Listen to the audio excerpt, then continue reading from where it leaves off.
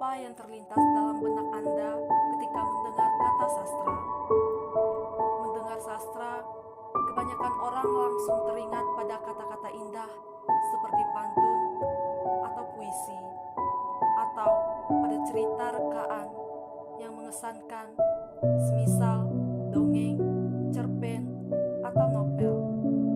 Singkat kata, dalam pengenalan umum, sastra itu berwujud bahasa, baik lisan maupun tulisan. Namun, sastra bukan bahasa biasa, bukan bahasa yang kita pakai dalam bercakap atau bertukar pesan sehari-hari. Ia lebih menyerupai bahasa dalam berpuisi atau berkisah. Sastra adalah cara berbahasa yang khas. Bagaimana kekhasannya? Kita menikmati puisi atau dongeng. Perhatian kita lebih tersedot pada bunyi bahasa dan alur kisahnya. Kita terpesona dengan kata-kata dan asik merekah-rekah makna, kisah.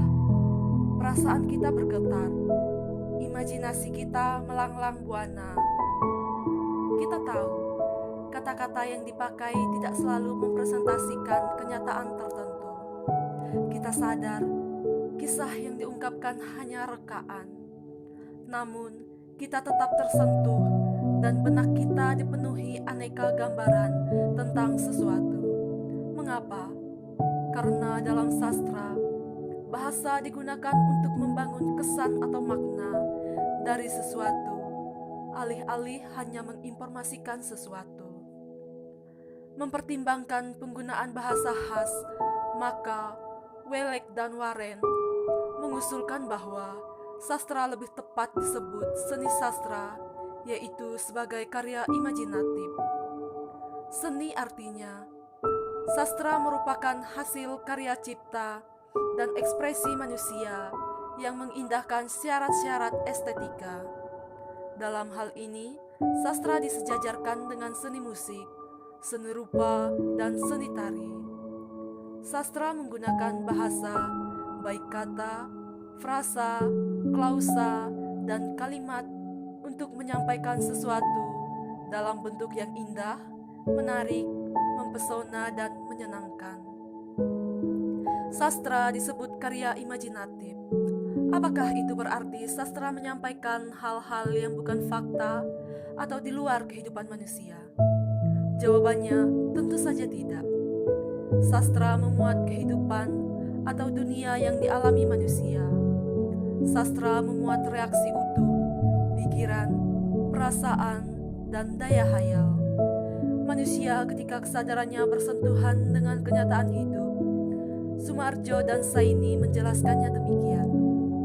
Sifat hayali dari karya sastra merupakan akibat dari kenyataan bahwa karya sastra dicipta dengan daya hayal.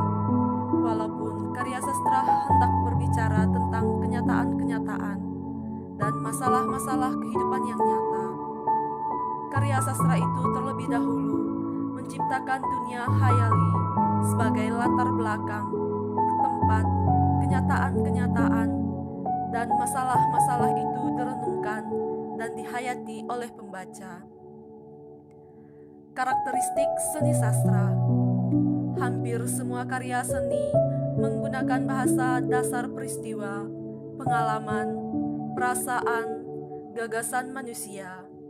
Dalam sastra, bahasa dasar itu diolah kembali oleh daya imajinasi, daya kreativitas, dan individualitas pengarangnya dan diungkapkan kembali menggunakan medium bahasa. Akan tetapi, bahasa bukanlah media ungkap yang eksklusif untuk sastra saja. Komunikasi sehari-hari dan ilmu pengetahuan juga menggunakan bahasa.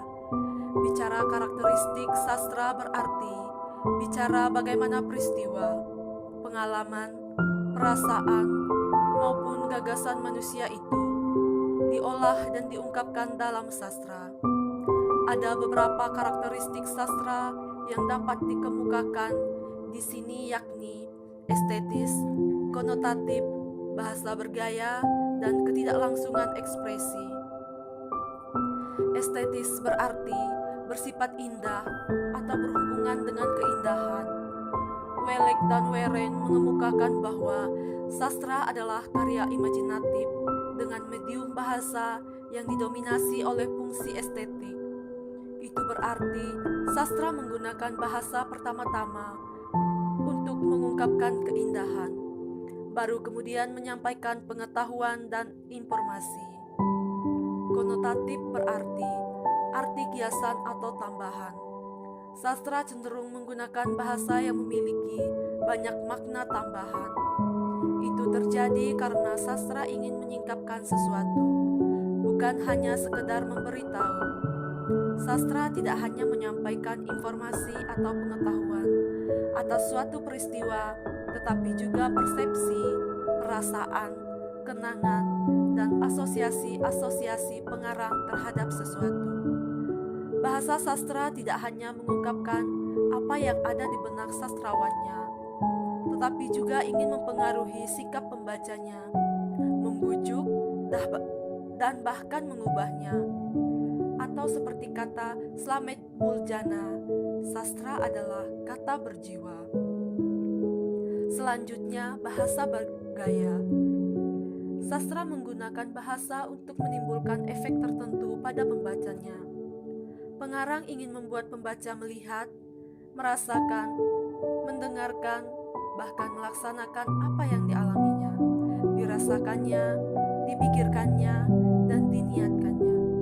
Untuk itu, dibentuklah bahasa yang mampu menciptakan perasaan tertentu, gambaran tertentu, sikap tertentu, bahkan keyakinan, kehendak, atau tekad tertentu dalam diri pembacanya.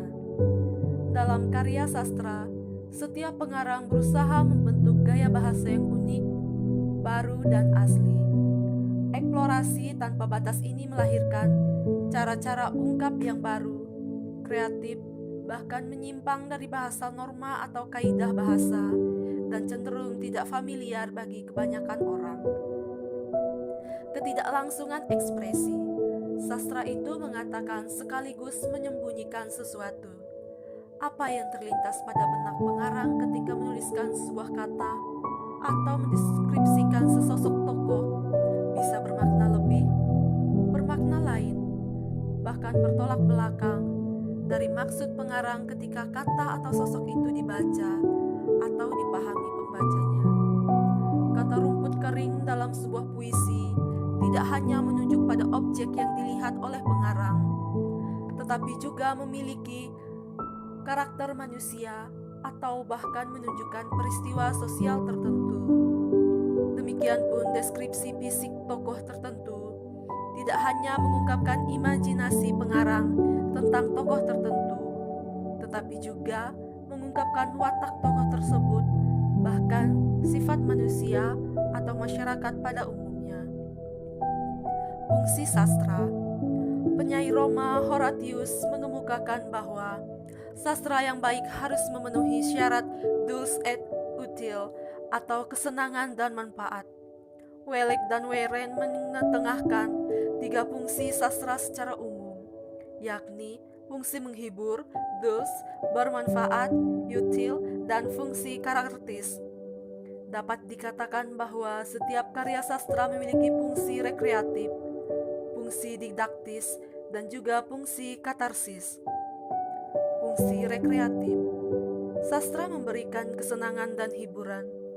Hiburan sastra adalah jenis hiburan intelektual dan spiritual. Sastra menampilkan cerita yang menarik, memanjakan fantasi, membawa pembaca larut dalam kisah-kisah atau alur cerita yang dikemas dalam bahasa yang menarik. Pembaca sastra mengalami adanya kesenangan atau kepuasan batin karena terpenuhi kebutuhannya akan keindahan. Kesenangan karena terpenuhi kebutuhan ini tinggi diri pada kepuasan batin karena memiliki handphone baru, mendapatkan indeks prestasi yang tinggi, atau mendapatkan pacar baru, misalnya. Fungsi didaktis. Selain menawarkan hiburan, sastra juga memberikan pemahaman yang lebih baik tentang hidup. Sastra mengajarkan nilai-nilai luhur tanpa menggurui atau memaksa. Melalui cerita yang menarik, sastra mempengaruhi pembaca untuk menghayati hikmah atau nilai balik cerita itu. Sastra adalah alat atau sarana penanaman nilai-nilai kehidupan. Itulah sumbangan terbesar sastra bagi kemanusiaan. Bagaimana cara sastra menginternalisasi nilai-nilai kepada pembaca? Menurut Soemarjo dan Saini, sastra menginternalisasi nilai-nilai dengan memberikan pada kita penghayatan lebih terhadap apa yang kita ketahui. Pengetahuan yang kita peroleh bersifat penalaran, tetapi pengetahuan itu dapat menjadi hidup dalam sastra. Kita tahu bahwa membunuh itu jahat, tetapi pengetahuan itu menjadi begitu hidup dan terasa kengerian kejahatannya kalau kita membaca drama William Shakespeare, Macbeth. Dengan karya sastra semacam itu, kita diajak memasuki dan menghayati pengalaman kejahatan berupa pembunuhan. Dengan demikian, pengetahuan kita tentang larangan moral dan agama untuk tidak membunuh menjadi lebih hidup dan lebih terpahami. Apa yang dikatakan perubahan sikap terhadap pengetahuan atau norma larangan juga berlaku untuk anjuran berbuat baik dan benar. Sastra bisa membuat manusia jijik terhadap keburukan dan juga bisa membuatnya jatuh cinta terus-menerus pada kebaikan dengan cara mengubah nilai-nilai itu dari sekedar pengetahuan atau aturan menjadi sikap hidup. Fungsi katarsis. Katarsis berarti pembersihan atau pelepasan. Sastra membersihkan atau melepaskan pembaca dan penulisnya dari tekanan emosi. Whewell dan Warren, bagi penulis, sastra berarti melepaskan diri dari emosi itu. Bagi pembaca, emosi mereka sudah diberi fokus dalam karya sastra dan kemudian lepas pada akhir pengalaman estetis hingga mereka mendapatkan ketenangan pikiran. Genre sastra. Lutgen seperti dikutip Nurgiantoro mengartikan genre sebagai tipe kesusastraan yang memiliki seperangkat karakteristik umum. Lebih spesifik, Mitchell menjelaskan genre sastra sebagai kategori pengelompokan, biasanya berdasarkan gaya, bentuk, dan isi. Berdasarkan ragam bentuknya, Aristoteles membagi sastra atas 3 macam, yaitu epik, lirik, dan drama. Epik adalah teks yang sebagian berisi deskripsi, paparan, kisah, dan sebagian lainnya berisi ujaran tokoh. Lirik adalah ungkapan ide atau perasaan pengarang. Drama adalah karya sastra yang didominasi oleh cakapan para tokoh. Berdasarkan sifat hayali dan penggunaan bahasa, Soemarjo dan Saini menggolongkan sastra atas 2, yakni sastra imajinatif dan sastra non-imajinatif. Termasuk sastra imajinatif adalah puisi, prosa, dan drama.